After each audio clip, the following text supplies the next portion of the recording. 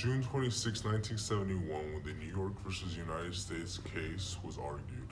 Also known as the Pentagon paper case, President Nixon and his administration prevented the New York Times plus Washington Post from publishing materials from a classified defense case study. This caused the New York Times to take the Nixon administration to court because they said that this censorship was a violation of the First Amendment, which is the freedom of speech, press, and religion as a United States citizen. It's time we publish the materials belonging to the classified Defense Department study. Yes, that's right. Oh, and remember that it's regarding the history of the United States activities in Vietnam.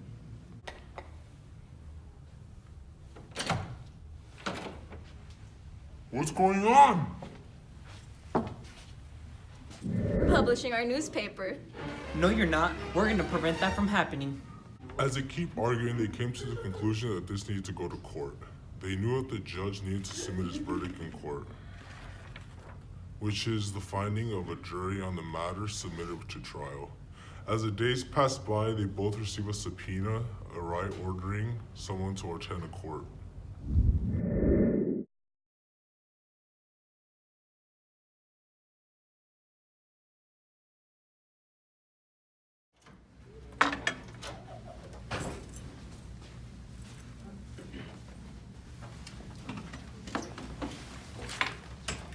All rise.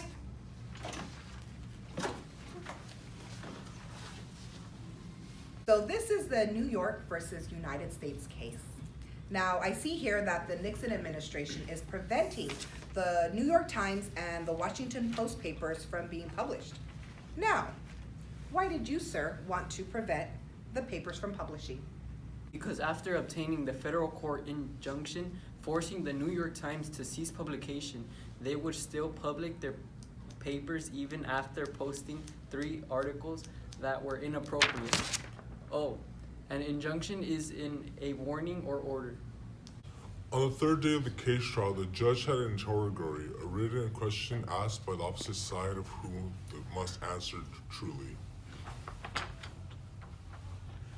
Both in the New York Times and the Washington Post were the opposite teams and asked the question, did the Nixon administration's effort to prevent the publication of what it termed to be classified information violate the First Amendment?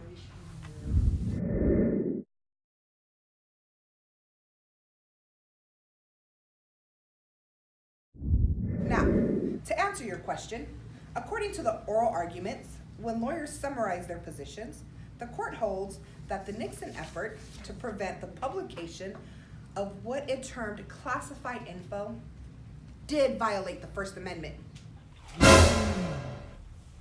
It's now the 4th day, June 30, 1971, and after the judge read their pleadings, their written statement of the parties in the civil case, of their positions, they have finally decided who wins this case.